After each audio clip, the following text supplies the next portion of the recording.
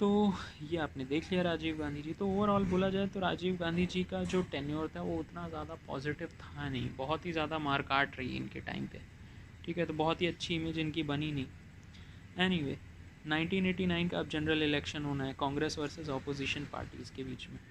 ठीक है, तो इसमें दिक्कत क्या थी, मैंने आपको जैसा बताया राजीव गांधी जी का पीरियड बिल्कुल भी शांति भरा नहीं था।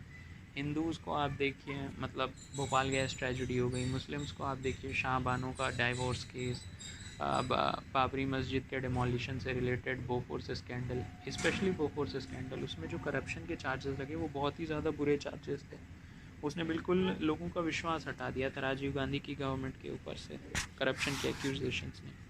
तो रिज़ल्ट क्या था, रिज़ल्ट वही होना था कि इस बार जो इलेक्शन हुआ उसमें नॉन कांग्रेस पार्टी जीती, ऑपोजिशन पार्टी जीती। अच्छा, अभी तक क्या है, एक बहुत बड़ी खास चीज़ है राजीव गांधी जी से एसोसिएटेड, वो ये है कि राजीव गांधी जी तक का जो टाइम है पोस्ट इंडिपेंडेंस इंडियन हिस्ट्री का, तब तक हमको सिंगल पार्टी मेजोरिटी मिली।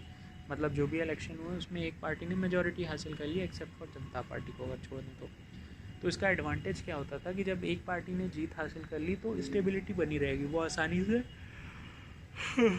अपने 5 साल का टर्म पूरा कर सकती है। ठीक है, क्योंकि वहाँ पे ऐसा नहीं है कि कोई सपोर्ट खींच लेगा। लेकिन राजीव गांधी जी के बाद से, मतलब 1984 से 1989 तक रहे थे, तो 1989 से के बाद से 10 साल तक बहुत ही ज़्यादा अनस्टेबिलिटी थी। क्यों?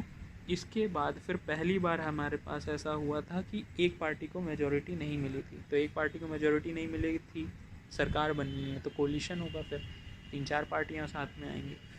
जैसे ही 3-4 पार्टियाँ साथ में आएंगी उनकी अलग अलग आइडियोलॉजी होगी, किसी भी समय अगर किसी एक पार्टी ने अपना सपोर्ट खींचा तो सरकार ढह जाएगी। यही कारण है कि अगले 10 साल तक बहुत ही ज़्यादा इंस्टेबिलिटी रहती है 1989 से 1999 तक। ठीक है, मतलब बोला जाए तो पीवी नरसिम्हा राव जो प्रेसिडेंट थे उन्होंने ही सिर्फ अपना 5 साल का टर्म पूरा किया है। तो इन 10 साल में से अगर ये 5 साल आप बचा दीजिए तो 5 साल बचे।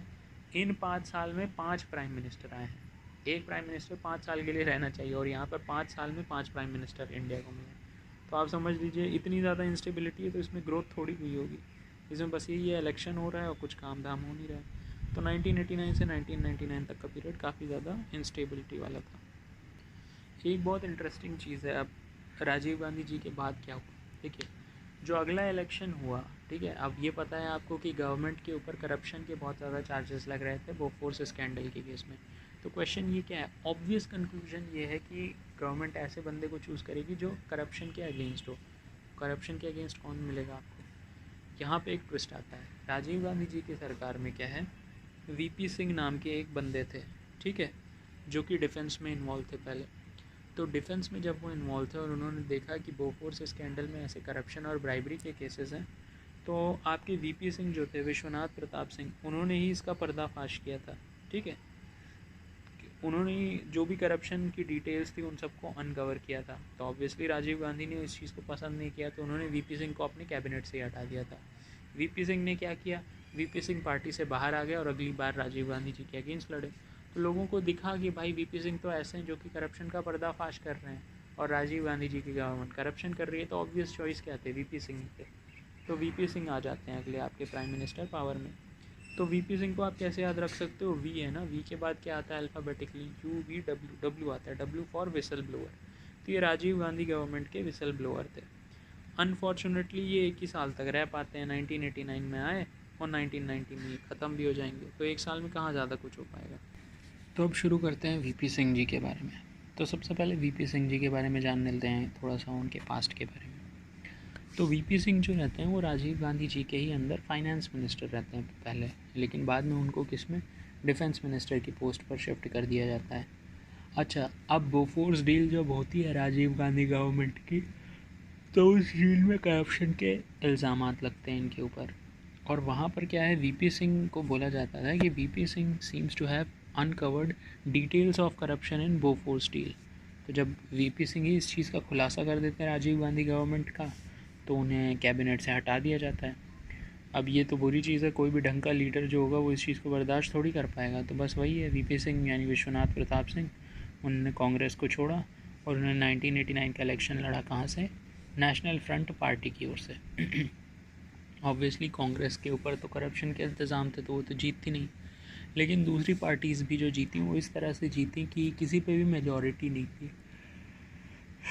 मेजॉरिटी नहीं है तो कोलिशन गवर्नमेंट बनाना पड़ेगा आपको। तो वीपी सिंह ने क्या हुआ, ये प्राइम मिनिस्टर बन गया with support from BJP and Janata party. ठीक है, बीजेपी और जनता पार्टी दोनों इंपॉर्टेंट रहेंगे, हम देखेंगे कैसे। बाद में क्या होगा, जब इनकी बीजेपी इनसे सपोर्ट खींच लेगी लेटर, तो बीजेपी जब सपोर्ट खींच लेगी तो क्या होगा, वीपी सिंह की गवर्नमेंट गिर जाएगी। कॉन्फिडेंस वोट लोकसभा में वो नहीं जिता पाएगी, तो फिर वो गिर जाएगी। अब बीजेपी ने सपोर्ट वापस ले लिया, तो ये जनता पार्टी जो है इसके लीडर आपके निकल जाएंगे चंद्रशेखर, और वो फिर नेक्स्ट इलेक्शन में लड़के वो प्राइम मिनिस्टर बन जाएंगे। मतलब क्या हुआ, राजीव गांधी जी की गवर्नमेंट से निकले वीपी सिंह, उन्होंने सरकार बनाई। वीपी सिंह ने जो कोलिशन गवर्नमेंट बनाई थी उसमें बीजेपी ने सपोर्ट वापस लिया था, और जनता पार्टी से निकले थे चंद्रशेखर, और उन्होंने सरकार बनाई। मतलब ये जिस सरकार का हिस्सा थे उसे छोड़ छोड़ के ये पीएम बन गए थे। एनीवे, तो देखते हैं वीपी सिंह का। अब इन्होंने होम अफेयर्स के क्षेत्र में क्या काम किया। तो देखिए, वीपी सिंह, नाम देखे क्या है, सिंह। सिंह है तो ये लग क्या रहे हैं, जनरल कैटेगरी के सिंह। अब देखिए, जो भी प्राइम मिनिस्टर होंगे ना, उनका मैं नाम के बेसिस पे समझा दूंगा उनकी एक्टिविटीज़ को। तो वीपी सिंह, नाम में क्या है इनके, सिंह। सिंह यानी ये क्या है, जनरल कैटेगरी के कैंडिडेट हैं। लेकिन जो जनरल कैटेगरी के कैंडिडेट हैं, लेकिन हुआ उल्टा इनके टाइम पीरियड में। जो भी जनरल कैंडिडेट हैं उनके लिए बुरी बुरी चीज़ें हुई। जनरल कैंडिडेट मतलब क्या है, जो भी आपके ब्राह्मण्स हैं, पंडित हैं, तो देखिए क्या होगा। सबसे पहले तो कश्मीरी पंडित वाला इशू, उनको भगाया जाता है। दूसरा क्या है, जनरल कैटेगरी के लिए बुरी चीज़ क्या है, रिजर्वेशन। तो वीपी सिंह ही हैं जिन्होंने मंडल कमीशन रिपोर्ट को इम्प्लीमेंट करा के ओबीसी को रिजर्वेशन दिलवाया था। फिर क्या है, तो हिंदू ट्रेडिशन में ही क्या है, अयोध्या राम मंदिर को बनाने की बात की गई थी। तो बीजेपी गवर्नमेंट ने जो रथ यात्रा करवाई थी उसका फेलियर भी इन्हीं के टाइम पीरियड में हुआ। मतलब आप समझ गए, एक तरह से देखोगे तो नाम वीपी सिंह है सिंह जनरल कैटेगरी के, लेकिन इनके टाइम पीरियड में जनरल कैटेगरी के अगेंस्ट जो चीज़ें हो सकती थी वही वही हुई। फॉर एग्जांपल, कश्मीरी पंडित हटाए गए, रिजर्वेशन दिया गया ओबीसी को, जो मंदिर बनवाने के लिए रथ यात्रा करवाई गई थी बीजेपी में लाल कृष्ण आडवाणी के द्वारा, वो भी फेल हो गई। तो ये तीनों चीज़ इन्हीं से एसोसिएटेड हैं। तो अब एक एक को डिटेल से देख लेते हैं। सबसे पहले कश्मीरी पंडित वाला इशू। देखिए हुआ क्या था, जम्मू एंड कश्मीर का लिबरेशन फ्रंट जो है उसके कुछ मिलिटेंट्स थे। उन्होंने क्या कर लिया था, होम मिनिस्टर की जो बेटी थी उसको किडनैप कर लिया था।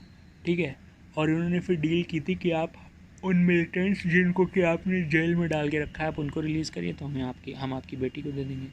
तो इसी तरह के कई इंसिडेंट कश्मीर में होने लगे, और उन इंसिडेंट का रिज़ल्ट ये हुआ कि कश्मीर में रहने वाले लोग जो हैं वो मिलिटेंट्स को सपोर्ट करने लगे। और इस बीच जिहाद जो है, it became a prominent cry as religion was an important part of militants. जिहाद मतलब आपको पता है ना, उन लोगों के अगेंस्ट प्रोटेस्ट जो इस्लाम के अगेंस्ट हैं, उसी को बोला जाता है जिहाद। ठीक है, एनीवे, तो जो कश्मीरी पार्टी, अब हुआ क्या इसमें, जिहाद जैसे ही प्रोमिनेंट क्राई बना, क्योंकि रिलीजन एक इम्पॉर्टेंट हिस्सा था इन मिलिटेंट्स का। तो मुस्लिम रिलीजन के ऑपोजिट कौन थे, हिंदूज़। तो हिंदूज़ कश्मीर में कौन कौन से थे, कश्मीरी पंडित, वो थे हिंदू माइनॉरिटी वहाँ पे।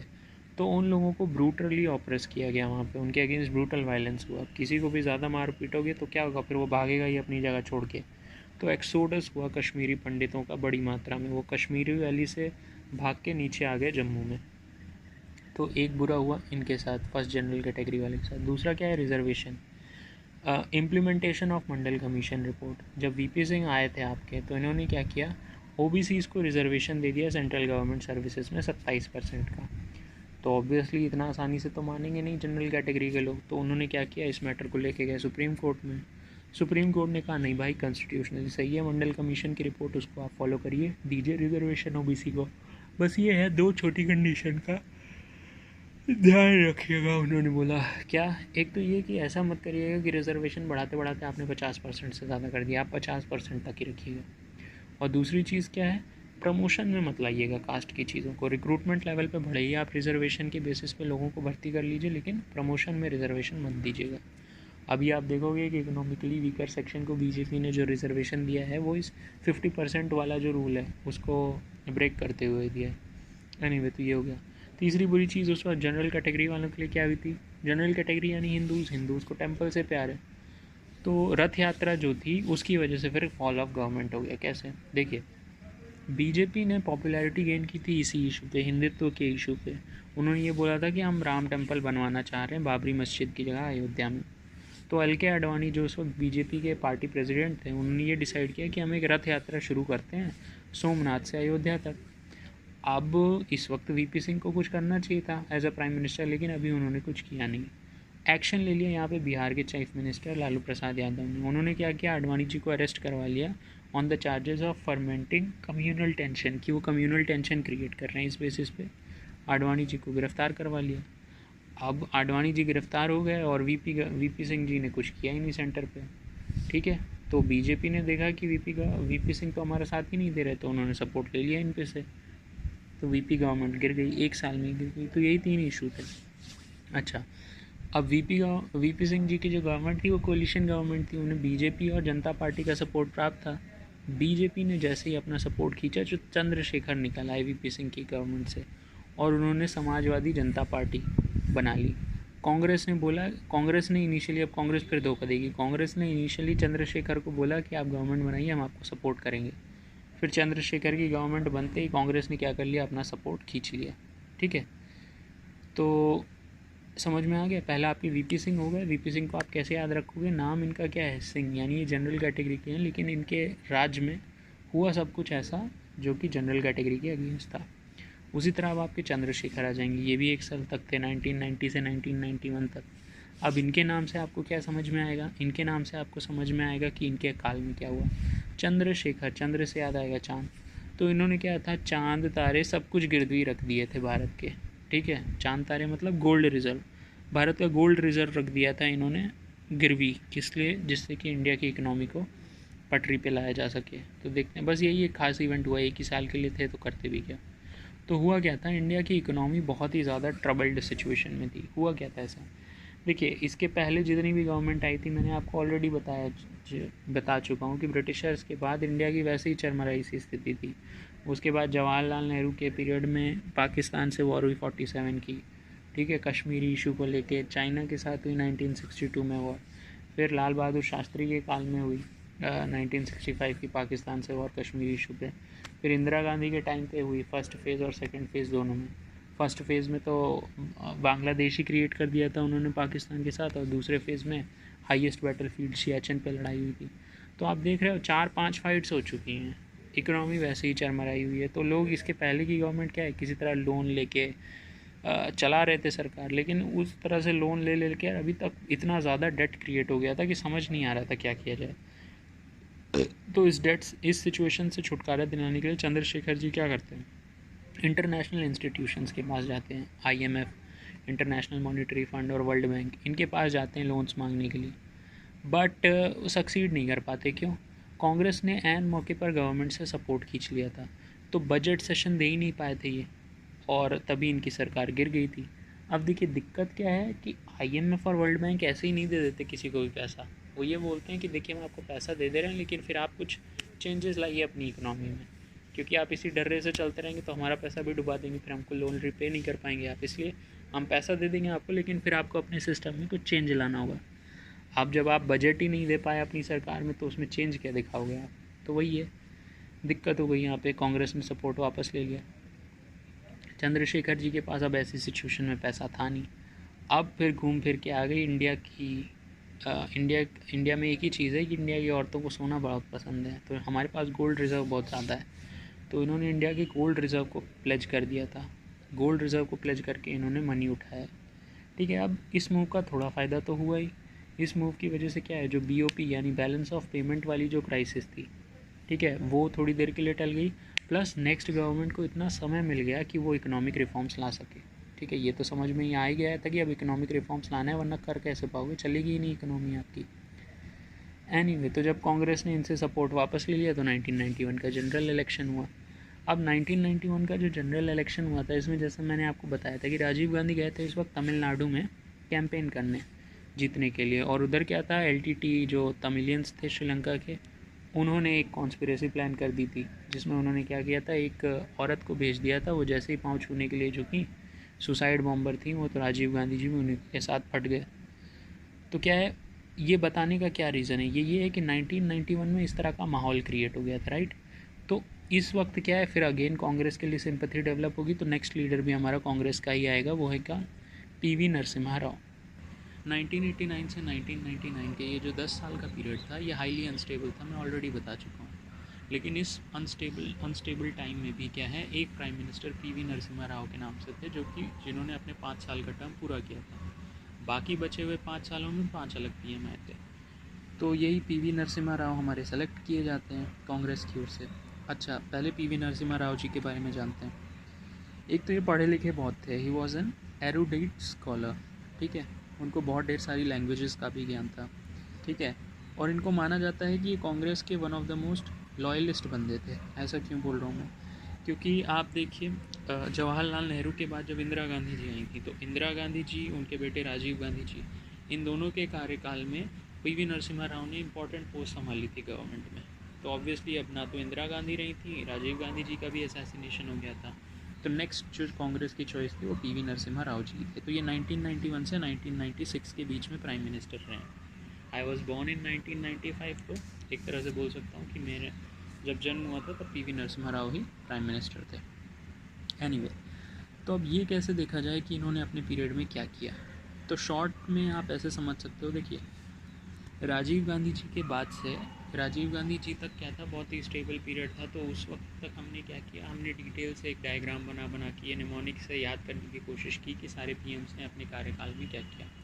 लेकिन राजीव गांधी जी के बाद 1989 से 1999 का जो पीरियड है, जो अनस्टेबिलिटी वाला है, यहाँ पर जो भी प्राइम मिनिस्टर्स बनेंगे आपके, हम उनके नाम का यूज़ करके याद रखेंगे कि उन्होंने अपने काम में क्या किया। फॉर एग्ज़ाम्पल, राजीव गांधी जी के बाद आए थे विसल ब्लोअर उनकी पार्टी के, वीपी सिंह जी। तो हमने इनके बारे में कैसे याद रखा था, नाम है इनका वीपी सिंह, तो वी के बाद क्या आता है, डब्ल्यू, तो डब्ल्यू से आ जाएगा कि विसल ब्लोअर, तो ये राजीव गांधी गवर्नमेंट के विसल ब्लोअर थे। फिर वीपी सिंह, इनके नाम में सिंह है, सिंह जो होते हैं वो जनरली जनरल कैटेगरी के होते हैं, बट इनके कार्यकाल में जो इवेंट्स हुए they were all against the general category.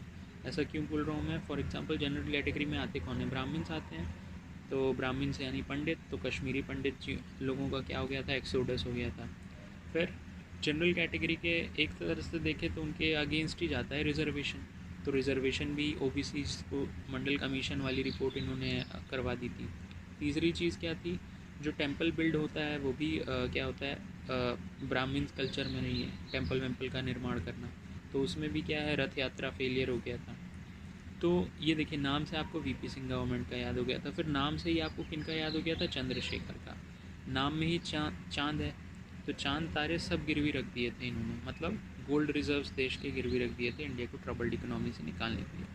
उसी तरह आते हैं हम पीवी नरसिम्हा राव के ऊपर, इनके भी नाम का ही यूज़ करके हम क्या करेंगे, याद करेंगे कि इनके कार्यकाल में कौन से इवेंट हुए। तो पी मतलब पाथ टू ईस्ट, मतलब ईस्ट का रास्ता, तो इन्होंने लुक ईस्ट पॉलिसी बोली थी एक्सटर्नल अफेयर्स में।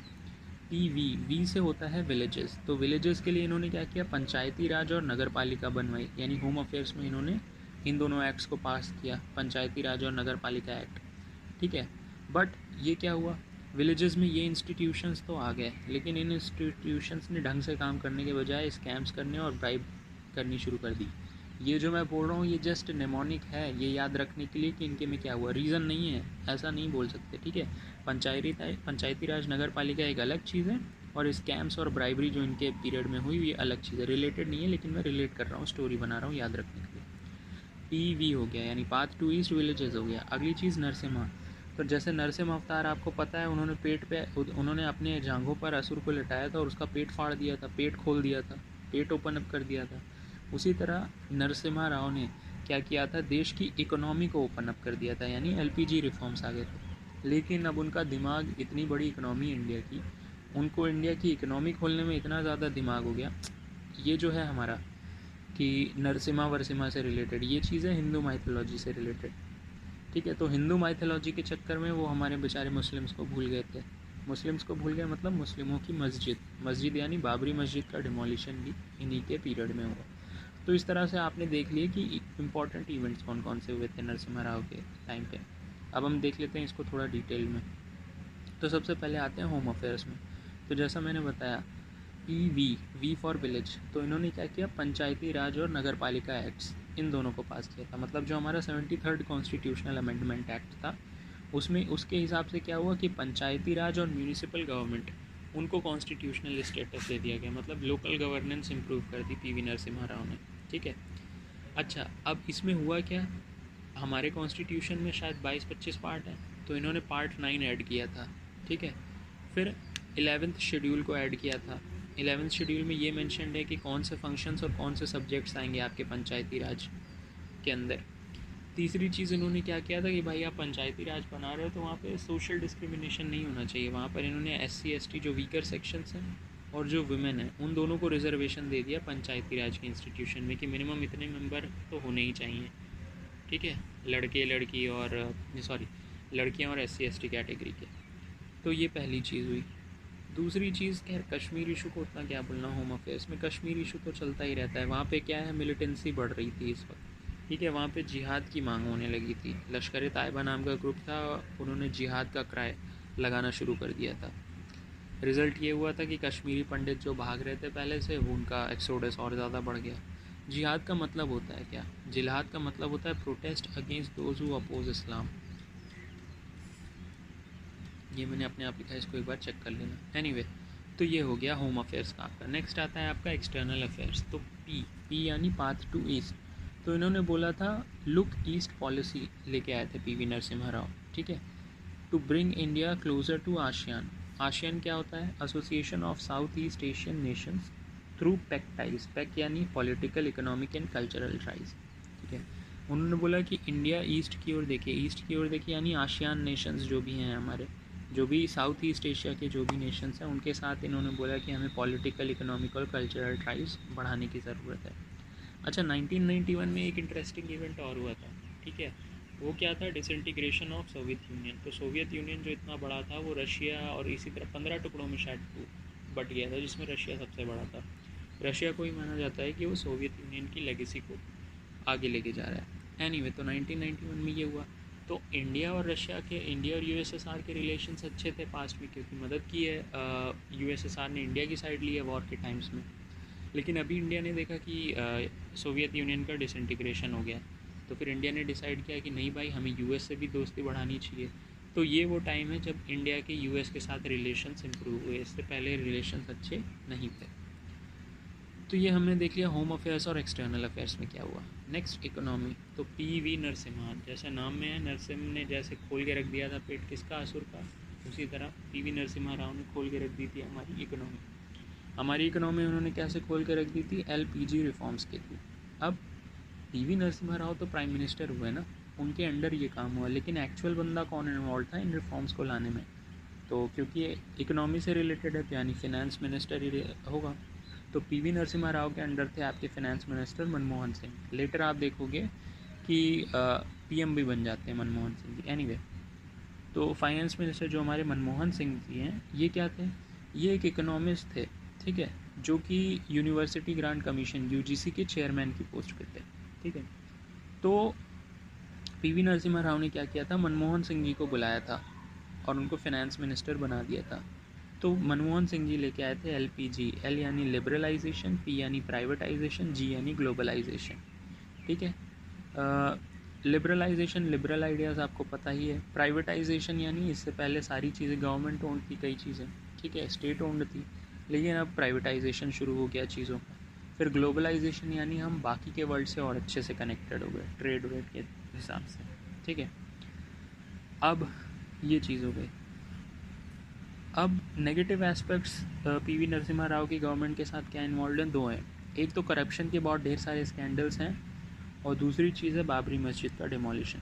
तो पहले करप्शन वाला देख लेते हैं। करप्शन में क्या है, ब्राइबरी और स्कैम्स, यही दो चीज़ें हो सकती हैं। तो 1993 में क्या था, ऑपोजिशन गवर्नमेंट ने नो कॉन्फिडेंस मोशन चला दिया था PV नरसिम्हा राव ने के अगेंस्ट। तो पूछा गया भाई आप ऐसा क्यों कर रहे हैं, तो उन्होंने PV नरसिम्हा राव के ऊपर ये आरोप लगाया था कि इन्होंने क्या किया है, पैसे देकर दूसरी पार्टी के मेंबर्स को अपने साथ मिलाया है, जिससे इनकी पार्टी की मेजॉरिटी बनी रहे। ठीक है, ये आरोप लगाया था इनके ऊपर। दूसरी चीज़ क्या है, मतलब ब्राइब लेने का नहीं, ब्राइब दे के मेंबर खरीदा है ऐसा। दूसरा क्या है, करप्शन से रिलेटेड की स्कैम्स काफ़ी इन्वॉल्व हैं। PV नरसिम्हा राव का नाम जोड़ा गया किसके साथ, स्टॉक मार्केट स्कैम के साथ, हर्षद मेहता। हवाला लखू भाई, इस तरह के जो चीटिंग केसेस हैं उनके साथ भी इनका नाम जोड़ा गया। अब आप देखो, करप्शन स्कैंडल जोड़ी गई थी राजीव गांधी के साथ भी, ठीक है, राजीव गांधी की गवर्नमेंट में भी, और मुझे लगता है कि शायद इंदिरा गांधी की गवर्नमेंट में भी करप्शन चीज़ें जुड़ी गई थी। तो कांग्रेस लीडर्स के साथ आप देखो करप्शन के केसेस काफ़ी जोड़े जा रहे हैं। एनीवे, दूसरी चीज़ क्या है, बाबरी मस्जिद डिमोलिशन जो पीवी नरसिम्हा राव के अंडर हुआ। इसमें क्या है, देखिए, इसके पहले क्या था, बीजेपी ने ये जो राम जन्मभूमि है ये वाला इशू खूब उछाला था। क्यों उछाला था? क्योंकि उनका एसोसिएशन आरएसएस के साथ है, और आरएसएस क्या है, हिंदू पार्टी है, ठीक है। तो हिंदूज़ का सपोर्ट गैदर आउट करने के लिए, क्योंकि मेजॉरिटी में वही है, तो इन्होंने क्या किया था, राम जन्मभूमि का इशू यूज़ किया था बीजेपी में। अब 1992 में क्या हुआ, बीजेपी से भी जो एक स्टेप आगे बढ़कर है वीएचपी यानी विश्व हिंदू परिषद, जो कि और ज़्यादा मतलब एक्सट्रीम हिंदुज़म को प्रमोट करते हैं, उन्होंने अनाउंस कर दिया कि भाई हम टेंपल बनाना शुरू कर रहे हैं, ठीक है। तो उन्होंने कई वॉलंटियर्स इकट्ठा किए, बनाएगा कौन टेंपल, तो वॉलंटियर चाहिए। वॉलंटियर को उन्होंने बोला कर सेवक। तो ये जो कर सेवक थे, इनको वो अयोध्या लेकर के आए। क्राउड अब इतना ज़्यादा लोग आ गए थे, वॉलंटियर्स आ गए थे कि बिल्कुल उनको मैनेज करना है बहुत मुश्किल हो रहा था। और अल्टीमेटली हुआ क्या, उनके लीडर्स के रोकने के बावजूद इन कर सेवकों ने, पता है, मस्जिद के ऊपर अटैक कर दिया और उसको बिल्कुल डिस्ट्रॉय कर दिया, डिमोलिश कर दिया बाबरी मस्जिद को। अब ये बहुत ही बुरी बात थी भाई, ऐसा थोड़ी मस्जिद है ना, इतना बड़ा वो मतलब बड़ा बिल्डिंग है, ऐसे थोड़ी कि बस भीड़ गई और तुरंत तोड़ दिया, टाइम लगा होगा ना। तो क्वेश्चन ये पूछा गया कि ना ही जिस स्टेट गवर्नमेंट ने एक्शन लिया, ना ही सेंट्रल गवर्नमेंट ने, ऐसा क्यों? अब अयोध्या है कहाँ, यूपी में। तो यूपी गवर्नमेंट के chief minister, state chief minister कौन थे, कल्याण सिंह थे। कल्याण सिंह ने कुछ नहीं किया बाबरी मस्जिद के डिमोलिशन को रोकने के लिए। फिर उसके बाद सेंट्रल गवर्नमेंट की बात करें तो पीवी नरसिम्हा राव बैठे थे प्राइम मिनिस्टर के रूप में, इन्होंने भी कोई एक्शन नहीं लिया। लोगों ने ये माना कि शायद ऐसा हो कि पीवी नरसिम्हा राव अपने आप को ऐसा नहीं प्रोजेक्ट करना चाहते कि वो एंटी हिंदू हैं बाय टेकिंग एनी एक्शन, तो शायद इस वजह से उन्होंने कुछ नहीं किया। बट जो भी है, ऐसे कैसे आपने डिस्ट्रॉय कर दिया। रिज़ल्ट क्या हुआ, ऑब्वियस रिज़ल्ट यही है कि मुस्लिम्स की कुछ अटैच्ड, जैसे हर एक रिलीजन की अटैच होती है ना कुछ फीलिंग्स उनके रिलीजियस सेक्रेड इंस्टीट्यूशंस के साथ, तो आप किसी को डिस्ट्रॉय कर दोगे तो ऑब्वियसली मुस्लिम्स रिएक्ट करेंगे। उन्होंने क्या किया था, हिंदुओं के अगेंस्ट रिएक्ट किया, तो कम्युनल राइट्स बिगेन हुए। स्पेशली कहाँ पर हुए, बॉम्बे में शुरू हुए। बॉम्बे में शिवसेना जो है उसने बिल्कुल वायलेंस चालू कर दिया। अब जब देखा गया कि हिंदूज, मतलब इस चीज़ को ऐसे प्रोजेक्ट किया गया कि हिंदुओं ने क्या किया, मुस्लिम्स का नुकसान पहुंचा दिया उनके इंस्टीट्यूशन को। तो इसका जवाब कैसे मिला, 1993 के बॉम्ब ब्लास्ट में। जो मुस्लिम एक माफिया डॉन था, मुस्लिम माफिया डॉन, उसने क्या किया, बॉम्ब ब्लास्ट करवा दिया बॉम्बे में। जो शिवसेना ने राइट कराया, शिवसेना क्या है, एक हिंदू पार्टी है, तो उसने क्या किया, कम्युनल राइट्स किया बॉम्बे में। उसका जवाब दिया क्या, एक मुस्लिम डॉन ने, माफिया डॉन ने, उसने 1993 में बॉम्बे में ही ब्लास्ट करवा दिया। तो यहाँ पर आपने देखा पीवी नरसिम्हा राव के बारे में। अब जैसा हमने देखा था कि पीवी नरसिम्हा राव जो कि कांग्रेस के हैं, इसके पहले 2 प्राइम मिनिस्टर्स आए थे, वीपी सिंह और चंद्रशेखर। ये नॉन कांग्रेस पार्टी के ये दोनों लीडर थे, लेकिन थोड़े टाइम तक रहे तो कुछ खास नहीं हुआ। उसी तरह पीवी नरसिम्हा राव के बाद भी 3 प्राइम मिनिस्टर आएंगे 1996 से 1999 के बीच में, 3 साल में 3, और ये तीनों भी नॉन कांग्रेस पार्टी के ही रहेंगे, ठीक है। तो अब देखते हैं ये 3 कौन थे। इसमें सबसे पहले थे आपके अटल बिहारी वाजपेयी जी। अब देखिए, आपने देखा कि पीवी नरसिम्हा राव गवर्नमेंट के साथ एसोसिएटेड थे, ये सारे करप्शन के चार्जेस और बाबरी मस्जिद का डिमोलिशन। तो ऑब्वियसली नेक्स्ट इलेक्शन में कांग्रेस पार्टी नहीं जीती, नेक्स्ट इलेक्शन में जीती बीजेपी अंडर अटल बिहारी वाजपेयी। जीती मतलब जीती नहीं, जीती एज इन सेंस ऐसा है कि बीजेपी जो है वो लार्जेस्ट पार्टी बन के उभरी लोकसभा में। तो जो भी लार्जेस्ट पार्टी का लीडर होता है उसको इनवाइट करते हैं प्रेसिडेंट की, आप गवर्नमेंट फॉर्म करिए। अब वो कैसे फॉर्म करेंगे, तो उनको अपनी मेजॉरिटी प्रूव करनी होगी हाउस में। मेजॉरिटी में अब अपने आप में कोई इनफ सीट है नहीं, तो यानी उनको कोलिशन के लिए कोई पार्टनर खोजना पड़ेगा। तो कोई भी अलाई नहीं खोज सके थे अटल बिहारी वाजपेयी, इसीलिए उन्होंने 13 दिन बाद, मात्र 13 दिन बाद रिज़ाइन कर दिया। पहले पीएम गए। नेक्स्ट आते हैं क्या, यूनाइटेड फ्रंट के लीडर, अगेन अगला कोलिशन बना, यूनाइटेड फ्रंट के लीडर आते हैं देवे गौड़ा जी। अच्छा, ये इनको सपोर्ट किससे मिला है, तो ये यूनाइटेड फ्रंट पार्टी के, इनको सपोर्ट मिला कांग्रेस से। तो इन्होंने चलो बना ली सरकार 1997 में, सॉरी इन्होंने सरकार बना ली 1996 में। अब कब बनाई वो पता नहीं, इन्होंने सरकार बना ली, लेकिन बाद में क्या हुआ, कांग्रेस ने सपोर्ट खींच लिया, धोखा दे दिया। तो अगेन देवे गौड़ा जी की भी सरकार गिर गई यूनाइटेड फ्रंट पार्टी की। लेकिन अब ये बोला गया, लीडर्स ने आपस में डिस्कस किया, उन्होंने कहा क्या मतलब यही करना है क्या, इलेक्शन करो और सरकार गिरा दो, देश चलाना है कि नहीं। तो इस कॉम्प्रोमाइज़ पर आई। कांग्रेस ने बोला कि ठीक है हम सपोर्ट देंगे यूनाइटेड फ्रंट को, लेकिन आप अपना लीडर चेंज करो, देवे गौड़ा हमको नहीं पसंद है। तो कौन सा लीडर चाहिए, तो उन्होंने बोला आप यूनाइटेड फ्रंट के आई के गुजराल को बना दो, हम उनको झेल लेंगे। तो नेक्स्ट पीएम आ गए, तीसरे पीएम 1996 से 1999 के बीच आई के गुजराल जी। गुजराल जी का अब इनको भी देखो आप नाम से एसोसिएट कर सकते हो कि इन्होंने अपने कार्यकाल में क्या किया। तो अब नेक्स्ट आ जाएंगे क्या, उनसे आपके आई के गुजराल साहब आ जाएंगे। अब जैसा हम करते आ रहे हैं, जैसा मैंने बताया, राजीव गांधी जी के बाद से 1989 से 1999 के बीच में जो भी पीएम रहे, ठीक है, उनका हमने कार्यकाल एसोसिएट किया है किसके साथ, उनके नाम के, मतलब उनके कार्यकाल में जो इवेंट हुए हैं उनको हमने एसोसिएट किया है किसके साथ, उनके नाम के साथ। तो अटल बिहारी वाजपेयी जी का, उनका तो याद रह जाएगा, बड़े प्राइम मिनिस्टर हैं वो। पहला टर्म जो था उनका छोटा था, लेकिन दूसरे टर्म में उन्होंने कमाल कर दिया था, ठीक है। तो उनसे तो रिलेटेड तो कोई दिक्कत है नहीं। दूसरे जो देवे गौड़ा हैं, इनके नाम में क्या है, गौड़ा, GO, मतलब गो। गो यानी इनको आते ही भगा दिया गया था। क्यों भगा दिया गया, मतलब ये ज़्यादा दिन तक प्राइम मिनिस्टर नहीं रह पाए, क्योंकि कांग्रेस ने सपोर्ट वापस खींच लिया। और तीसरे जो है 1996 से 1999 के बीच, वो हैं आई के गुजराल। तो इनके नाम से हम कैसे एसोसिएट करेंगे, क्या इवेंट हुआ। सबसे पहले आई, तो आई के बाद कौन सा अल्फ़ाबेट आता है, जे से याद हो जाएगा जैन कमीशन। अब क्वेश्चन ये, जैन कमीशन बिठाई किस लिए गई, तो भाई आप भूल रहे हो क्या, राजीव गांधी जी जो हैं उनका असैसिनेशन हो गया इतने बड़े नेता का, ठीक है। तो ऐसा थोड़ी है कि उस मैटर को आप जांच पड़ताल नहीं करोगे, तो उसकी जांच के लिए, स्क्रूटनी के लिए एक कमीशन, जैन कमीशन बिठाई गई थी राजीव गांधी के असैसिनेशन के लिए। तो इससे आपको जैन कमीशन याद हो जाएगा। अगला क्या है, के से याद हो जाएगा काला चारा, काले रंग का चारा। अब काला क्यों बोल रहा हूँ, क्योंकि स्कैमिंग इन्वॉल्व है, काला रंग इसलिए। तो के फॉर काला चारा, तो फॉर्डर स्कैम इन्हीं के पीरियड में हुआ। तीसरी चीज़ गुजराल, मोस्ट फेमस आई के गुजराल किस लिए हैं प्राइम मिनिस्टर, ये हैं गुजराल डॉक्ट्रिन के लिए, जो कि एक्सटर्नल अफेयर से रिलेटेड है। तो अब देखते हैं कि क्या हुआ। तो सबसे पहले हम देखते हैं होम अफेयर्स। तो होम अफेयर्स में जैसे मैंने बताया, आई के बाद आता है जे। तो जे यानी जैन कमीशन को बिठाया गया राजीव गांधी जी के असैसिनेशन को स्क्रूटनी करने के लिए। तो जैन कमीशन ने बोला कि डीएमके ने क्या किया था, डीएमके एक पार्टी है तमिलनाडु की, तो डीएमके पार्टी, उसने तमिल मिलिटेंट्स को सपोर्ट किया था जो कि राजीव गांधी के असैसिनेशन में इन्वॉल्व थे। तो एक बारगी क्या हो जाएगा, अब राजीव गांधी कांग्रेस के लीडर हैं, तो ऑब्वियसली कांग्रेस रिस्पॉन्ड करेगी।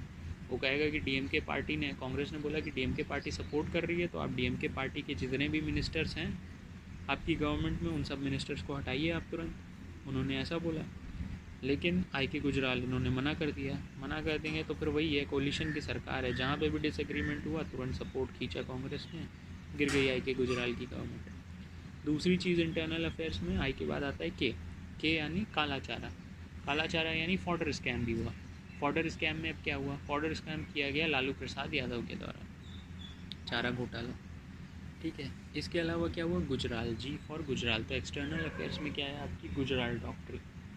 अब गुजराल डॉक्ट्रिन में है क्या, देखिए, गुजराल डॉक्ट्रिन में बोला गया है कि हमें जो भी हमारी नेबरिंग कंट्रीज़ हैं, एक्सटर्नल अफेयर्स के लिए जो भी हमारी नेबरिंग कंट्रीज़ हैं, आसपास के देश हैं, उन सब के साथ फ्रेंडली रिलेशंस बनाने हैं, ठीक है। और ये फ्रेंडली रिलेशंस हम बनाएंगे किसके बेसिस पे, 5 प्रिंसिपल्स को फॉलो करके। क्या क्या है वो प्रिंसिपल, सबसे पहले क्या है कि एक दूसरे की टेरिटरी की रिस्पेक्ट करनी है, मैं आपके में ना घुसूँ, आप मेरे में ना घुसो। दूसरी चीज़, इंटरफेरेंस नहीं करनी है, हमारा अपना मामला है, जो हमारे इंटरनल मैटर्स हैं उनमें इंटरफेरेंस नहीं होना चाहिए, उसे हम देखेंगे। तीसरी चीज़ क्या है, डिस्प्यूट सेटलमेंट। डिस्प्यूट सेटलमेंट क्या, कैसे करना, कि अगर दो नेशंस के बीच में, नेबरिंग नेशंस के बीच में अगर कुछ का मतलब हो भी जाता है डिसएग्रीमेंट, तो उसको बातों से सुलझाना है, ना कि मिलिट्री के एक्शन से। समझ में आ गया, ठीक है। तो बस यही था आई के गुजराल का। अब जैसा मैंने बताया कि राजीव गांधी के केस में इन्होंने डीएमके सरकार के मिनिस्टर्स को नहीं गिराया था, तो कांग्रेस ने क्या किया था, इनकी सरकार से भी सपोर्ट वापस ले लिया। तो कांग्रेस ने देवे गौड़ा, दोनों देवे गौड़ा और आपके आई के गुजराल, ये दोनों के दोनों क्या हैं, इसी के तो लीडर हैं, क्या कहते हैं, यूनाइटेड फ्रंट के। इसको आप ऐसे भी याद रख सकते हो कि 1996 से 1999 के बीच में 3 प्राइम मिनिस्टर जो बने थे, एक बीजेपी के थे और 2 के साथ कांग्रेस लगी हुई थी, इस तरह से भी याद रख सकते हो। तो बीजेपी के अटल बिहारी वाजपेयी लग गए और जो 2 प्राइम मिनिस्टर आपके यूनाइटेड फ्रंट से देवे गौड़ा और आई के गुजराल आए, उन दोनों के साथ कांग्रेस जुड़ी हुई थी पीछे से, लेकिन कांग्रेस ने दोनों के साथ सपोर्ट खींचा तो ये सरकार चली गई। तो आपने 1989 से 1999 तक का ये जो बहुत ही ज़्यादा डायनामिक एरिया है, डायनामिक पार्ट है, उसको आपने स्टडी कर लिया कि कैसे इतने प्राइम मिनिस्टर चेंज हो रहे हैं। अब आप मोटा मोटा 1999 के बाद अगर आप देखोगे, ठीक है, तो उसके बाद से हमारे पास क्या हुई है, हमारे पास कोलिशन गवर्नमेंट ही आई है, ठीक है, लेकिन ऑल्टरनेट आई है। ऑल्टरनेट कैसे आई है? तो वही है कि लास्ट में आप देख लो अपना प्राइम मिनिस्टर आपका कौन था, लास्ट में थे देवे गौड़ा, राय के गुजराल, ये यूनाइटेड फ्रंट के थे और इनको सपोर्ट किसने दिया था? कांग्रेस ने। तो यानी कांग्रेस के ऑपोजिट वाली कोलिशन गवर्नमेंट आएगी। तो कांग्रेस के ऑपोजिट हो गई एनडीए। एनडीए हो गया क्या आपका? National democratic alliance. ये बीजेपी ने ज्वाइन किया था रीजनल पार्टीज़ को, तो उसके साथ एनडीए बन गई थी। तो पहले 2 बार लगातार 2 फेज़ में आएंगे आपकी, 2 बार लगातार एनडीए के ईयर्स आएंगे, ठीक है, जिसमें अटल बिहारी वाजपेयी जी आएंगे। इसके बाद क्या होगा? इसके बाद फिर यूपीए की सरकार बन जाएगी। यूपीए यानी यूनाइटेड प्रोग्रेसिव अलायंस। ये कांग्रेस और बाकी कई छोटी छोटी पार्टीज़ की अलायंस है। तो यूपीए फिर रहेगी 2 टर्म 2 फेज़ तक। फिर इसके बाद अगेन एनडीए की सरकार आ गई, एनडीए की सरकार रही 2 टर्म तक। तो आपने देख लिया 1999 के बाद क्या हुआ, ऑल्टरनेट ही चला है, मतलब आसान है। पहले एनडीए आई 2 टर्म तक, फिर यूपीए आई एनडीए आई 2 टर्म तक अंडर अटल बिहारी वाजपेयी, फिर यूपीए आई 2 टर्म तक अंडर मनमोहन सिंह, फिर अब एनडीए आ गई है 2 टर्म के 2 फेज़ के लिए नरेंद्र मोदी जी के अंडर, ठीक है। तो अब इसको देखते हैं कि इन्होंने किया क्या क्या है। अब क्या है, एनडीए की ईयर्स हम देखते हैं। एनडीए यानी बीजेपी वाली, बीजेपी मेन गवर्नमेंट है और बाकी उसके सपोर्ट में माइनर रीजनल पार्टीज हैं। तो देखिए इसके पहले हुआ क्या था कि अटल बिहारी वाजपेयी जी ऑलरेडी एक बार कोशिश किए थे, लेकिन उनकी सरकार 13 दिन में गिर गई थी। तो उसके बाद देवे गौड़ा और आई के गुजराल यूनाइटेड फ्रंट के 2 लीडर्स थे जिनको कांग्रेस सपोर्ट कर रही थी। तो जब दोनों लीडर्स धड़ाधड़ गिर गए तो लोगों को ऐसा लगने लगा कि कांग्रेस के सपोर्ट से तो चल नहीं पा रही है सरकार। और इसी बीच अटल बिहारी वाजपेयी जी को ये समझ में आ गया था कि हम अकेले तो बना नहीं पाएंगे। पिछली बार भी हम इसलिए नहीं सरकार बना पाए थे क्योंकि हमारे पास कोई भी कोलिशन पार्टीज़ नहीं थी। तो इस बीच इस पीरियड में जो ये चल रहा है आपका देवे गौड़ा राय के गुजराल का पीरियड, उस बीच क्या कर लिया अटल बिहारी वाजपेयी जी ने, यानी बीजेपी ने कई रीजनल पार्टीज़ के साथ बात करके उनके साथ यूनिटी बना ली। तो इसका रिज़ल्ट क्या हुआ कि ये जो यूनाइटेड सरकार बनी, उसको अलायंस बनी, उसको बोला जाता है एनडीए यानी नेशनल डेमोक्रेटिक अलायंस, ठीक है। अब इसका सिग्निफिकेंस क्या है? ये 2 टर्म तक रहेगी, जैसा मैंने बताया ऑल्टरनेट चलेंगे तो ये 2 टर्म तक रहेगी।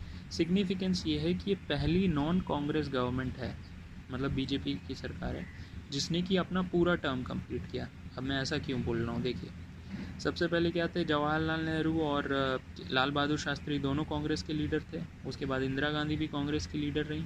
इंदिरा गांधी की इमरजेंसी के बाद आपकी पहली जनता पार्टी आई थी। जनता पार्टी क्या थी? फर्स्ट नॉन कांग्रेस गवर्नमेंट थी, लेकिन वो सिर्फ 3 साल ही रही, अपना टर्म नहीं कंप्लीट कर पाई। जनता गवर्नमेंट के बाद फिर इंदिरा गांधी आती हैं, फिर उनका असैसिनेशन होता है, इसलिए उनके बेटे राजीव गांधी जी बन जाते हैं। राजीव गांधी जी पे करप्शन के इल्ज़ाम लगते हैं, इसलिए वो हट जाते हैं।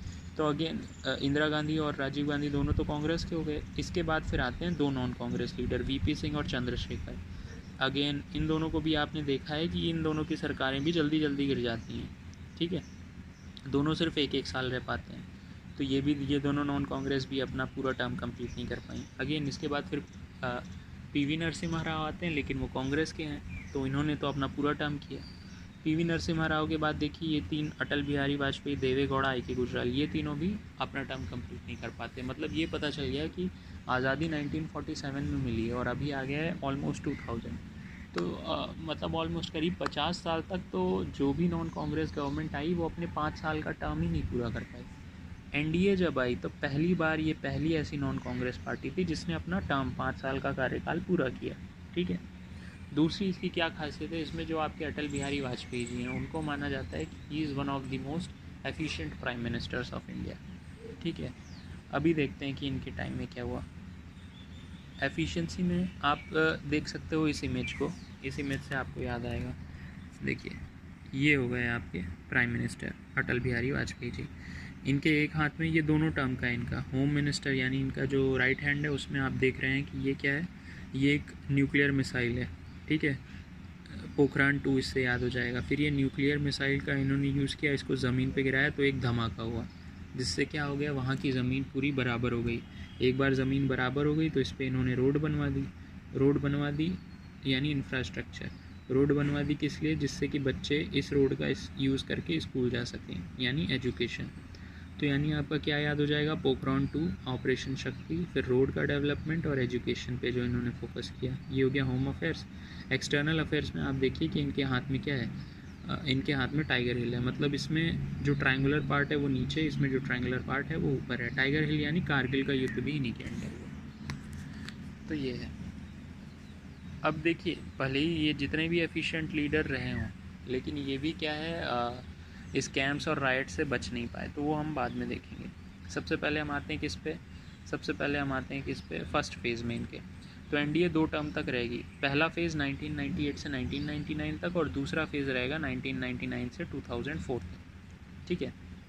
अच्छा, मैं इन दोनों फेजेस को आपको साथ में बताऊंगा। बस पहली चीज़ मैं आपको ये बता देता हूँ। देखिए, 1998 से 1999 के बीच में जो सरकार बनी थी वो क्या है, रीजनल पार्टीज़ आपने ली थी, तभी बीजेपी एनडीए बना पाई थी। तो रीजनल पार्टी कौन सी थी, AIADMK भी उसका हिस्सा थी। अब ये तो ऑब्वियस है कि AIADMK किसके साथ जुड़ेगी, कांग्रेस मतलब बीजेपी के ही साथ जुड़ेगी ना। क्यों? क्योंकि देखिए, जब जैन कमीशन बैठी थी राजीव गांधी के असैसिनेशन पे, तो उसने ये कहा था कि DMK इन्वॉल्व थी तमिल मिलिटेंट्स के साथ राजीव गांधी के असैसिनेशन के लिए। तो ऑब्वियसली कांग्रेस पार्टी के राजीव गांधी हैं, तो कांग्रेस पार्टी तो अगेंस्ट हो जाएगी DMK के। तो अगर किसी को DMK के साथ जुड़ना है, मतलब DMK को कोई एक्सेप्ट कर पाएगा तो कांग्रेस का दुश्मन कर पाएगा, तो वो गई बीजेपी। तो बीजेपी के ही साथ जुड़ेगी। तो इसीलिए AIADMK ने बीजेपी का साथ दिया था। लेकिन इन्होंने क्या किया था 1999 में, फिर AIADMK ने अपना सपोर्ट वापस ले लिया था। तो अटल बिहारी जी की सरकार गिर जाएगी, लेकिन उनके फर्स्ट फेज़ में उन्होंने कुछ ऐसा कर दिखाया कि पब्लिक का उन पर भरोसा बहुत बढ़ गया। क्यों? 1998 से 1999 के बीच में उन्होंने कारगिल युद्ध किया था, जिसमें इंडिया को जिता दिया था उन्होंने। इसीलिए क्या हुआ था, जब पहली बार AIADMK के सपोर्ट से वापस लेने के कारण गिर भी जाती है सरकार, फिर भी जनता उनको रीएलेक्ट कर देती है, क्योंकि लोग बड़े खुश हो जाते हैं कि अटल बिहारी वाजपेयी ने हमको कारगिल वॉर जिता दी। इसलिए फिर वो दूसरे टर्म के लिए आते हैं 1999 से 2004 तक के लिए। तो पहला फेज़ 1 साल का है, दूसरा फेज़ 5 साल का पूरा इन्होंने कंप्लीट किया। एनीवे, अब हम दोनों को मिला के पढ़ते हैं। तो सबसे पहले देखते हैं होम अफेयर्स। तो होम अफेयर्स में तो मैंने आपको ऑलरेडी बता दिया है कि आपने इनका लेफ्ट हैंड देखा था, इन्होंने एक रॉकेट पकड़ी हुई थी, न्यूक्लियर मिसाइल पकड़ी हुई थी। तो यानी इससे क्या समझ में आया कि ये दूसरा न्यूक्लियर टेस्ट है। पहला न्यूक्लियर टेस्ट हमारी इंदिरा गांधी जी ऑलरेडी करवा चुकी हैं पोखरान में, ये जो है दूसरा है, इसलिए इसको पोखरान 2 बोला गया। मतलब न्यूक्लियर टेस्ट वहीं पे कराया गया, और वहीं पोखरान में। पोखरान कहाँ पे है, राजस्थान के थार डेजर्ट वाला एरिया है। तो पोखरान 2, इसका नाम रखा गया क्या, ऑपरेशन शक्ति। शक्ति क्यों? क्योंकि न्यूक्लियर मिसाइल बहुत ही ज़्यादा शक्तिशाली होती है। तो इसमें क्या किया गया, 5 न्यूक्लियर एक्सप्लोजन्स किए गए थे इंडिया के द्वारा। कहाँ पर, वहीं पोखरान टेस्ट रेंज में। जब ये 5 टेस्ट सक्सेसफुली कर लिए गए, तो हमारे प्राइम मिनिस्टर अटल बिहारी वाजपेयी जी ने बोल दिया कि इंडिया एक फुल फ्लेज्ड न्यूक्लियर स्टेट है। मतलब हम आसानी से डेटोनेट कर सकते हैं, हमारा पूरा कंट्रोल हो गया इस पर। अब क्वेश्चन ये है कि प्राइम मिनिस्टर की लीडरशिप में ये हो रहा है, लेकिन एक्चुअल काम किसने किया? तो एक्चुअल जो मेन साइंटिस्ट इन्वॉल्व थे वो थे हमारे DRDO के, ठीक है, defence research and development organisation के हेड APJ अब्दुल कलाम जी। और ये बाद में बन जाएंगे हमारे क्या, प्रेसिडेंट बन जाएंगे। तो APJ में अब्दुल कलाम मेन साइंटिस्ट थे पोखरान 2 के लिए। रिएक्शन क्या होगा? रिएक्शन ये होगा कि USA बोलने लगेगा कि भाई आपने ऐसा कैसे एक्सप्लोड कर दिया, हम आप पे सैंक्शन लगाएंगे, आप पीस को डिस्टर्ब कर रहे हो। ये होगा मतलब बाहर से US का रिएक्शन। और जो हमारा इमीडिएट नेबर है पाक, वहाँ की जनता बोलने लगेगी कि भाई इंडिया तो न्यूक्लियर एक्सप्लोजन कर रहा है, आप क्या कर रहे हो।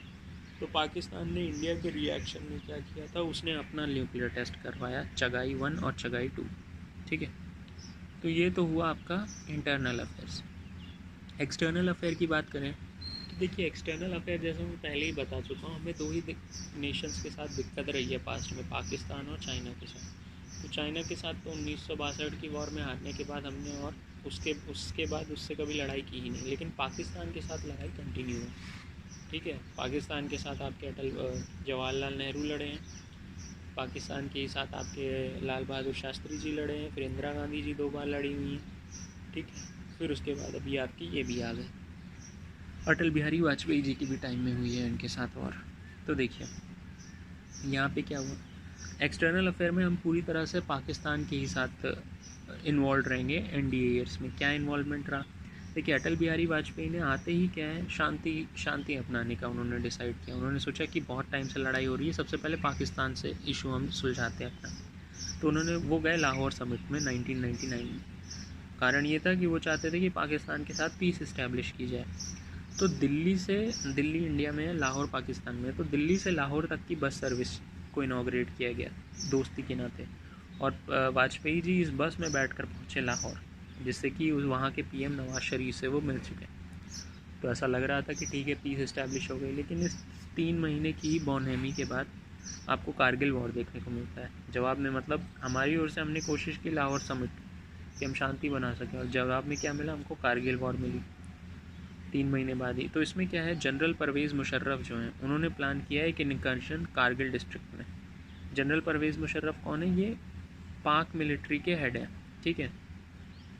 पाकिस्तान में ऐसा ही है ना, वहाँ पे मिलिट्री भी बहुत डोमिनेंट है। तो उनका एक सिविलियन प्राइम मिनिस्टर होता है और एक उनका मिलिट्री का हेड होता है जो कि बहुत पावरफुल होता है। तो देखिए मुझे ये लगता है कि वहाँ पे पाकिस्तान में शायद ऐसा है कि मिलिट्री जो है वो भी कंट्रोल चाहती है लोगों के। तो मिलिट्री अगर लोगों के ऊपर कंट्रोल चाहती है, तो अगर सपोज़ इंडिया का PM आता भी है और वहाँ के सिविलियन PM के साथ कुछ पीस इस्टेब्लिश करके चला जाता है, तो मिलिट्री को लगता है कि अगर पीस इस्टेब्लिश हो जाएगी तो हमारा सिग्निफिकेंस ही क्या रहेगा। जब तक लड़ाई होगी तब तक वहाँ की पाकिस्तानी मिलिट्री इंपॉर्टेंट होगी। तो लाहौर समिट में अभी हम करके गए, civilian prime minister Nawaz Sharif से मिले और वहाँ पे शांति इस्टेब्लिश की। अब ऑब्वियसली जो पाक मिलिट्री है उसको ये बात पची नहीं। तो पाक मिलिट्री के जो हेड हैं आपके परवेज़ मुशर्रफ, उन्होंने क्या कर दिया, इंडिया पर अटैक कर दिया। वो क्या है, कारगिल डिस्ट्रिक्ट में आए, ठीक है, और उन्होंने वहाँ पर अटैक कर दिया।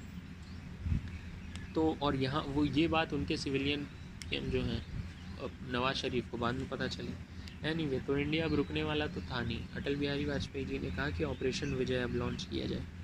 ऑपरेशन विजय में क्या है कि वही है, इंडियन आर्मी ने अगेन कमाल करके दिखाया। उन्होंने कारगिल डिस्ट्रिक्ट में क्या है, जो भी रिकैप्चर कर ली वो सारी पीक्स जो कि पाकिस्तान ने पकड़ी हुई। तो इसमें एक इम्पॉर्टेंट क्या है, टाइगर हिल। टाइगर हिल कहाँ पे लोकेटेड है, द्रास एक सेक्टर है वहाँ पे टाइगर हिल लोकेटेड है, ठीक है। अब टाइगर हिल इन हिल्स को रिकैप्चर करने के पीछे रीज़न क्या था, देखो टाइगर हिल से आप क्या कर सकते हैं, श्रीनगर से लेह तक का जो हाईवे है उसको देख सकते हैं। तो अगर उस एरिया को यूज़ करते हैं मिलिटेंट्स तो आप आसानी से कंट्रोल कर सकते हो उसको। इसीलिए टाइगर हिल रिकैप्चर करना हमारे लिए इम्पोर्टेंट है। तो अब क्या हुआ, कारगिल वॉर में जो जीत थी उससे अटल बिहारी वाजपेयी जी की इमेज बहुत ही ज़्यादा बूस्टअप हो गई, ठीक है। तो हुआ क्या कि 1999 में जब AIADMK ने NDA सरकार से अपना सपोर्ट वापस ले लिया था, तो भी लोगों ने दोबारा अटल बिहारी वाजपेयी जी को चुन के भेजा, ठीक है। अच्छा, अब दोबारा भी आए तो इसके बाद क्या हुआ, मतलब इसके बाद ये पता चल गया वाजपेयी जी को कि ठीक है सिर्फ शायद सिविलियन PM से हम बात करें तो नहीं हो, हम लड़ाई जीत गए हैं, लेकिन अभी भी अटल बिहारी वाजपेयी जी सोच रहे हैं कि शांति बनाई जाए। तो वो सिविल PM से ऑलरेडी मिल लिए थे नवाज शरीफ से। अब उन्होंने सोचा कि मिलिट्री हेड यानी परवेज़ मुशर्रफ जी से भी मिल के देखते हैं और उनसे बातचीत करते हैं कि मसले को सुलझाया जा सके, जिससे मिलिट्री और सिविलियन PM दोनों से बात हो जाए पाकिस्तान के। लेकिन उसका कोई यूज़ नहीं हुआ। जवाब में हमको क्या मिला, जवाब में हमको मिला कि हमारा प्लेन, इंडिया का प्लेन जो है उसी को हाईजैक कर लिया गया, ठीक है। पाक टेररिस्ट ने क्या किया था, इंडिया के प्लेन को हाईजैक कर लिया था और उसको उड़ा के ले गए थे वो अफ़गानिस्तान में भी तालिबान के रूल्ड एरिया में। तो उन्होंने कहा कि हम आपके पैसेंजर्स को तभी छोड़ेंगे जब आप हमें हमारे टेररिस्ट वापस करोगे। तो उनके टेररिस्ट को छोड़ा गया पैसेंजर्स को छुड़ाने के लिए। एनीवे तो 2001 में क्या कर दिया गया, 2001 में हमारे पार्लियामेंट पर अटैक कर दिया गया। किसके द्वारा, देखो चीज़ क्या हुई, आपने कारगिल वॉर में तो सीधे सीधे पाकिस्तान को हरा दिया है, ठीक है।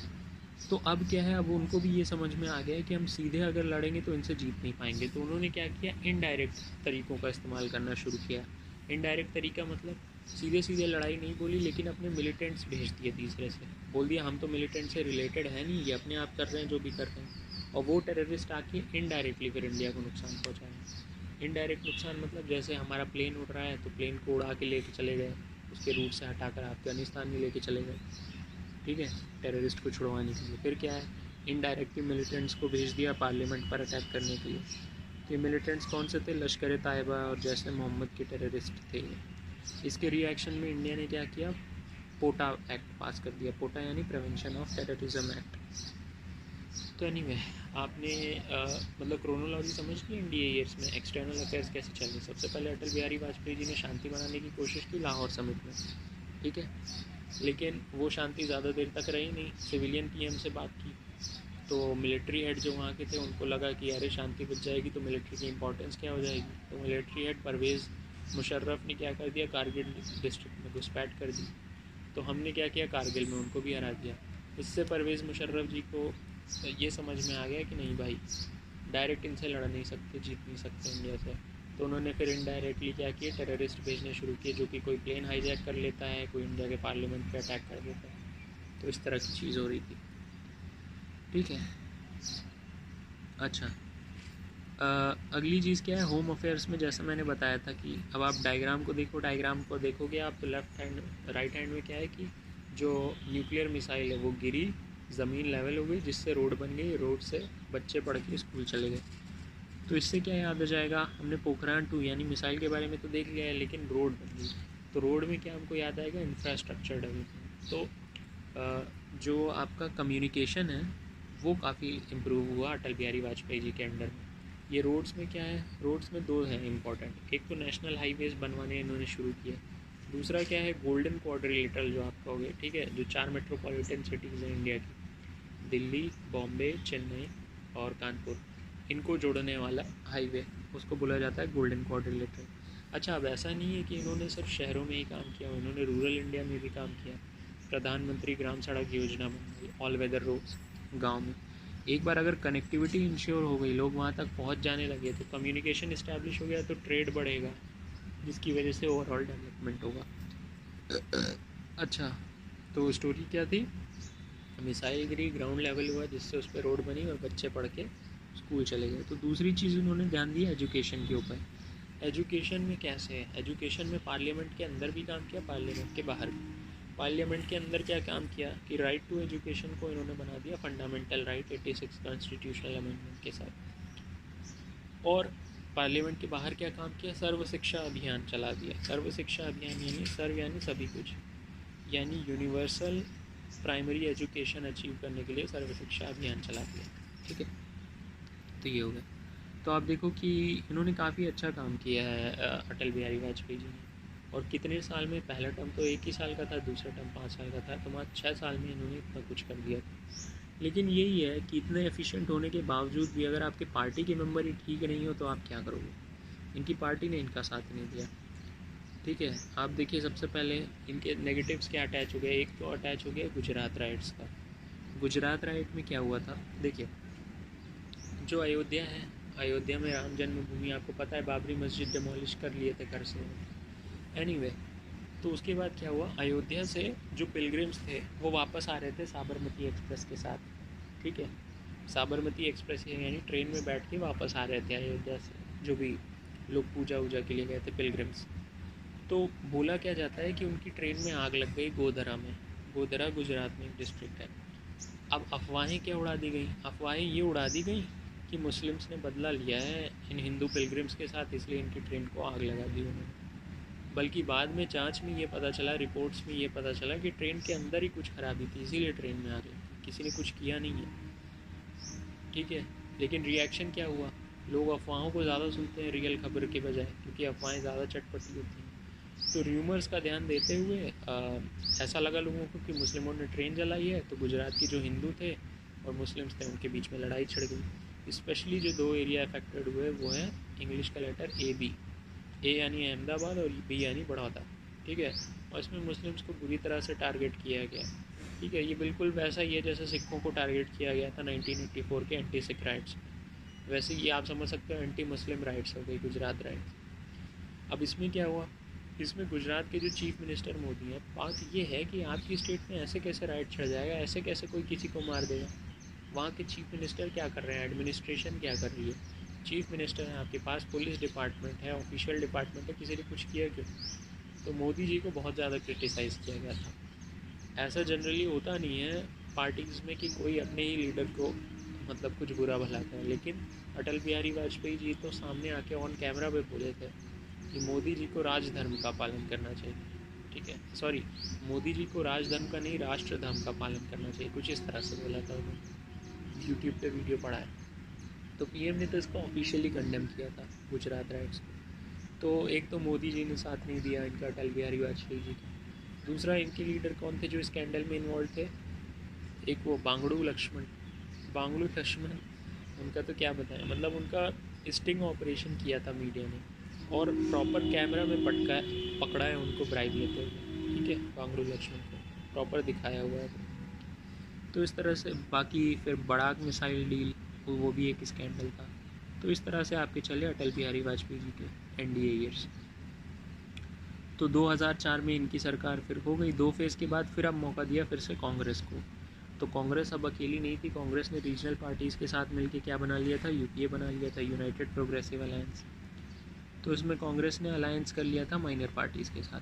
कांग्रेस के जो प्राइम मिनिस्टर रहेंगे वो होंगे मनमोहन सिंह, जो कि पीवी नरसिम्हा राव के टाइम पे फाइनेंस मिनिस्टर थे, जिन्होंने की इकोनॉमिक रिफॉर्म्स, एलपीजी रिफॉर्म्स लेके आए थे जो। तो अगेन यूपीए के भी 2 ईयर्स होंगे, फर्स्ट फेज़ और सेकेंड फेज़। अच्छा, अनलाइक एनडीए का ईयर जो था जिसमें फर्स्ट फेज़ में अटल बिहारी वाजपेयी की सरकार 1 साल में ही गिर गई थी, यूपीए को दोनों बार पूरे मौके मिले, फुल टर्म, ठीक है। फर्स्ट फेज़ में भी 2004 से 2009 तक, और दूसरे फेज़ में 2009 से 2014 तक, तो इनको उतनी कोई दिक्कत आने नहीं पाई। तो अब आ जाती है क्या, आपकी यूपीए की सरकार आ जाती है, यूनाइटेड प्रोग्रेसिव अलायंस की। तो इसमें मनमोहन सिंह जी आए, ठीक है। मनमोहन सिंह जी के बारे में ऑलरेडी बता दिए कि पीवी नरसिम्हा राव के अंडर ये फिनेंस मिनिस्टर थे। तो अब अगर आप इस डायग्राम में देखोगे तो आपको समझ में आएगा कि इन्होंने किया क्या। तो लेफ्ट हैंड जो है होम का है, होम में देखो इन्होंने रूरल एरियाज़ के लिए भी कुछ किया है, अर्बन एरियाज़ के लिए भी कुछ किया है। एक्सटर्नल में टेररिस्ट अटैक्स जो हो रहे हैं, तो अभी हम देखते हैं कि इन्होंने क्या क्या किया है। मेनली इस गवर्नमेंट को जाना गया इसके स्कैम के लिए। स्कैम्स को आप याद रख सकते हो निमोनिक के through, 2 guys playing with coals. 2 guys में यानी 2G स्कैम, प्लेइंग यानी गेम्स यानी Commonwealth games scam, with coal से याद आ जाएगा कोल स्कैम, ठीक है। अब देखते हैं कि क्या है। तो सबसे पहले आ गया होम अफेयर्स। तो होम अफेयर्स में क्या है, ये मैं इनके दोनों टर्म का साथ साथ में बता रहा हूँ, ठीक है, फर्स्ट फेज़ और सेकेंड फेज़ दोनों टर्म का। तो होम में क्या किया यूपीए सरकार ने, उसने सबसे पहले होम अफेयर्स में रूरल एरियाज़ पर भी फोकस किया और अर्बन एरियाज़ पे। रूरल एरियाज़ में कमी किस चीज़ की है? रूरल एरियाज़ में कमी इस चीज़ की है कि लोग पढ़े लिखे नहीं हैं, तो जॉब पाना उनके लिए मुश्किल है, प्लस उन्हें पता नहीं है कि अपने हेल्थ की केयर कैसे करनी है। तो यूपीए सरकार ने रूरल मतलब गांव में रह रहे लोगों को हेल्थ सर्विस प्रोवाइड करने के लिए क्या, नेशनल रूरल हेल्थ मिशन चालू किया 2005 में। प्लस उन लोगों को जॉब देने के लिए उन्होंने क्या किया, यूपीए सरकार ने मनरेगा लेके आए वो 2006 में। तो 2005 में उन्होंने क्या किया, health mission, national rural health mission लेके आए, और 2006 में उन्होंने मनरेगा लेके आए। मनरेगा क्या है, महात्मा गांधी, एम से महात्मा गांधी, और नरेगा, एन से हो जाएगा national rural employment guarantee act. इसको बोला जाता है कि ये दुनिया की लार्जेस्ट वेलफेयर स्कीम है। एनीवे, तो ऐसा तो उन्होंने गांव के लिए किया। शहर में जो लोग हैं, शहर के लोग जनरली उनके पास जॉब है, उनके पास हेल्थ फैसिलिटी है, तो इस चीज़ से तो ये चीज़ तो ठीक है, वो पढ़े लिखे हैं, तो इसलिए उनको इन्फॉर्मेशन की बहुत ज़्यादा वैल्यू है, ठीक है। तो उन्होंने कहा हमें इन्फॉर्मेशन और चाहिए कि गवर्नमेंट कैसे एक्ट कर रही है।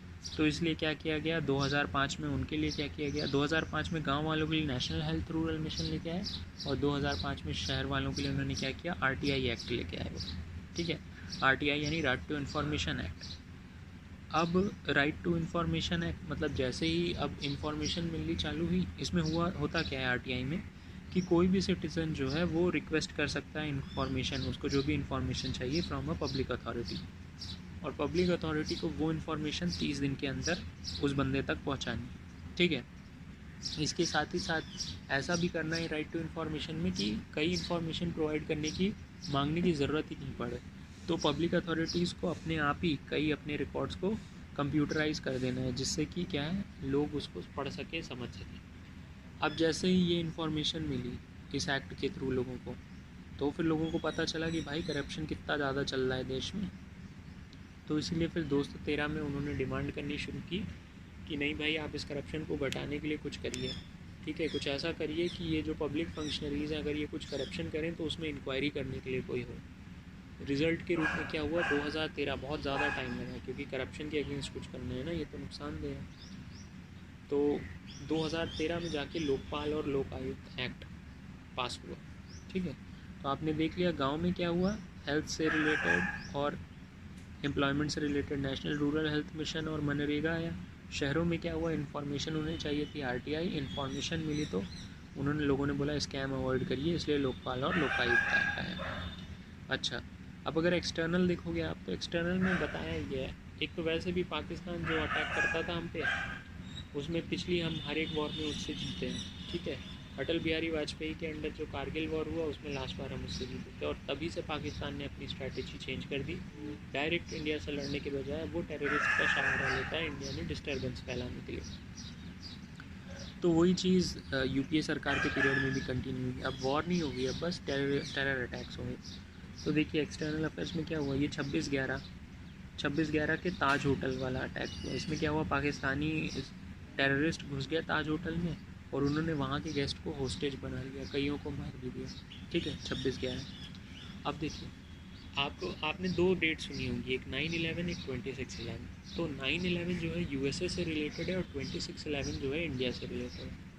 एक और ट्विस्ट है इसमें, इंडिया में 26/11 जो डेट है यानी 26/11 मतलब नवंबर, तो 26 नवंबर साल कौन सा है, 26/11 ना, तो 6 और 11 के का अगर आप मीडियन लोगे तो क्या आएगा, वो ऑलमोस्ट 8 आएगा, तो 2008, 26/11 2008, 26 नवंबर 2008। ये तो हो गया हमारे इंडिया का ताज होटल वाला जो टेरर अटैक था। जो यूएसए का 9/11 है उनकी एक्चुअल में डेट उल्टी लिखी हुई है, 9 जो है महीना है उनका, 11 तारीख है, तो 9 यानी सितंबर वाला महीना, तो उसमें सितंबर 11 है उनका, 9/11 को वो सितंबर 11 बोलते हैं, उन्होंने डेट उल्टी बोली हुई है। और हमारे यहाँ क्या है, 26/11, हमारे यहाँ 26 नवंबर है, और साल कौन सा है, 6 और 11 का मीडियन, दैट इज़ 8। हमारे यहाँ ताज होटल पे अटैक हुआ था, उनके यहाँ वर्ल्ड ट्रेड सेंटर पर हुआ था। तो ये हुआ टेरर के अगेंस्ट, ठीक है। अब जो यूपीए सरकार मेनली जानी जाती है, तो स्कैम चालू हुए हैं राजीव गांधी जी के गवर्नमेंट से, और तब से जितना स्कैम हो रहा है क्या बताएं। राजीव गांधी की गवर्नमेंट में हुआ, उसके बाद जो मतलब जो भी सरकार थोड़े टाइम तक भी रुकी उसमें स्कैम ही स्कैम चालू था, ठीक है। वीपी सिंह चंद्रशेखर ज़्यादा देर तक रुके नहीं थे, फिर पीवी नरसिम्हा राव आए। पीवी नरसिम्हा राव के भी टाइम पे खूब करप्शन हुआ, ब्राइबरी और स्कैम, पता नहीं स्टॉक मार्केट, हवाला, लाखों भाई, ये क्या हुआ, पीवी नरसिम्हा राव के टाइम पे हुआ। फिर उसके बाद 3 पीएम आए, वो छोटे छोटे समय तक रहे, इसलिए उनके पीरियड में कुछ नहीं हुआ। फिर उसके बाद एनडीए सरकार आई अटल बिहारी वाजपेयी जी के अंडर, वहाँ पर भी बांगड़ू लक्ष्मण के ब्राइबरी के केसेस आपने देखे, बरक मिसाइल डील की स्कैंडल आपने देखी। फिर अब यूपीए सरकार में तो बिल्कुल तबाही मचा दी थी करप्शन के केस। क्या है, करप्शंस को याद रखने के लिए इन्होंने 3 बड़े घोटाले किए थे, उसको याद रखने के लिए निमोनिक क्या है, 2 गाइज प्लेइंग विथ कोल्स। मतलब आप इमेजिन करो कि 2 लड़के हैं, 2 लड़के हैं और वो क्या कर रहे हैं, कोयले के साथ खेल रहे हैं। तो इससे आपको क्या याद होगा, 2 गाइज, तो 2G स्कैम। प्लेइंग यानी खेलोगे क्या, गेम खेलोगे, तो गेम कौन सा गेम, कॉमनवेल्थ गेम स्कैम। फिर उसके बाद विथ कोल से याद आ जाएगा कोल स्कैम। तो ये 3 बड़े बड़े स्कैम थे यूपीए गवर्नमेंट के। और जहाँ तक मुझे लगता है कि फिर कैग की रिपोर्ट आई जब इन तीनों मामले पे, तो उससे कांग्रेस की धज्जियाँ उड़ गई। लोग करप्शन से इतना ज़्यादा परेशान हुए जब ये खुलासा हुआ कि फिर ऑब्वियस ही चीज़ है, 2 टर्म देने के बाद फिर लोगों ने भरोसा नहीं किया कांग्रेस पे। तो अब आ जाएगी फिर से आपकी बीजेपी की सरकार 2014 के इलेक्शन में, और ये स्वीपिंग विक्ट्री थी 2014 वाले इलेक्शन की, जिसमें एनडीए फिर से जीता, ठीक है। एनडीए मतलब क्या हो गया आपका, एनडीए यानी बीजेपी और दूसरी जो माइनर पार्टीज़ हैं उनका अलायंस, ठीक है, नेशनल डेमोक्रेटिक अलायंस। तो इसमें आ जाएंगे नरेंद्र मोदी जी। अनलाइक अटल बिहारी वाजपेयी जी जिनको फर्स्ट फेज़ में 1 ही साल रहते, नरेंद्र मोदी जी को पहली बार मौका मिलेगा कि फर्स्ट फेज़ में भी 5 साल रहेंगे, और अभी फ़िलहाल इनका चल रहा है दूसरा फेज़, ठीक है। तो देखते हैं नरेंद्र मोदी जी ने अपने कार्यकाल में क्या क्या इंपॉर्टेंट काम किया।